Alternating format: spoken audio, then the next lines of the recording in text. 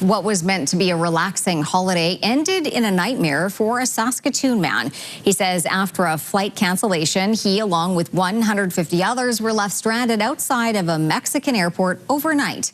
Stacey Hine has that story.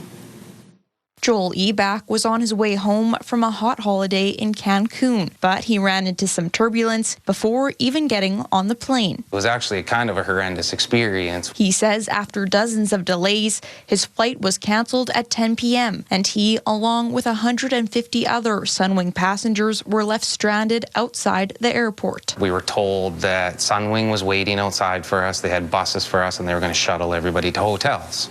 Well, when we got outside, that wasn't the case at all. He says staff told the group if they wanted help, they had to stay put.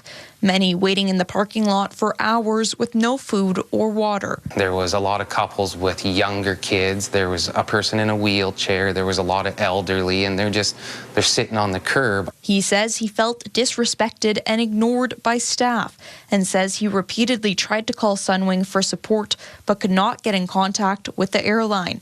He says eventually he was picked up at 4:30 in the morning.